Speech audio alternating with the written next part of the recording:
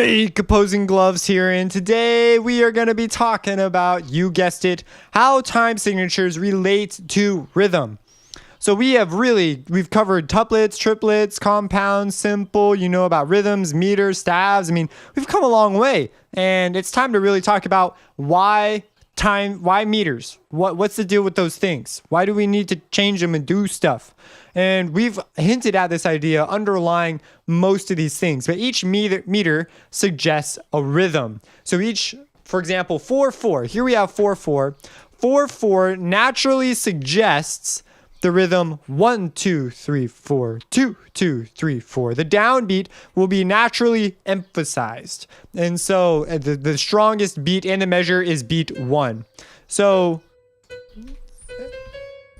I forgot these natural half steps. Okay, so we have 1 2 3 4 2 2 3 4. That is how that rhythm is attached to 4/4. Now there are things called syncopations, which we will talk about in future videos. Probably just a video on it. Basic syncopations. But this is what it means for us to choose a meter. We're choosing that. So for example, 3/4. If we go to our time signatures, drop a 3/4 on there. Now we've got 1 2 3 2 2 3 3 2 3 4 2 3. I can just count like that all the day. It's just so catchy. So we have 2/4. 2/4 is the same way. So 1 2 1 2. That's why. Do you see now? Do you see why marches are written that way? You hear marches all the time. They're like da na na da na na da na na na na na na na na na na na na. You know those? That one is a famous one. If you don't know about that one, so I believe I played it. No, I'm not even gonna say the name. I forgot the name at the moment. If you know it, drop it in the comments. You are like, cool. So here we have 1 2 1 2. So we have the 1 1 1. It happens more often, our strong beat. And as a result, the natural rhythm fits better with the march because you have 2 beats. So you have your strong foot, which is generally your left foot. When you're marching, you march with your left foot first. At least in marching band, that's how it was. I'm not sure if it changes in military and stuff, but you go 1 2 1 2. So that's why that's a thing. That's why 2/4. That's why. Because when I was brand new, I was like, this is dumb. Why don't they just write it in 4/4? Like everyone should just write things in 4/4. Now, in my ignorance, I did not know about that. This was a thing, and you could see I was not a great sight reader either. I couldn't just look at music and tell you how it was going to go because I didn't understand that. And 4/4, this suggests a rhythm.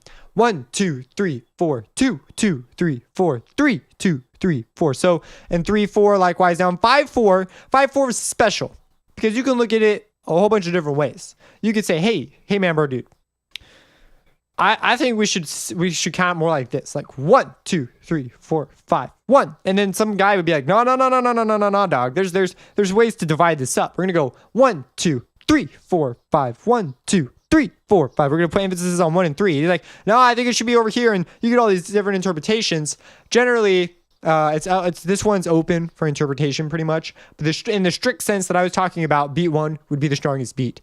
Now we talked about, so there's a few other things that happen with this. So we talked about, your strong beat, how often that one happens is changed by your meter. So if you're working in 6/8, but then we have things like 5/4 that can have sort of 2 strong beats. We have a strong beat and then a not so strong beat, and then the rest of them would be considered weak beats. They're like, they don't do enough push-ups or something. So in 4/4 though, let's talk about the idea of meter with upbeats and downbeats. So certain beats have the beat, like they're downbeats, and certain beats are upbeats. And so here, whenever you have a beat that you would associate with a number, you would say that's a downbeat.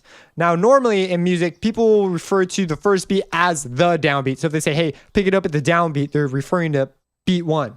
However, beats 1, 2, 3, and 4 are all technically downbeats. And if you were to break it up again, you would get the upbeats. We've talked about this. This is a thing. But now consider what this would be like.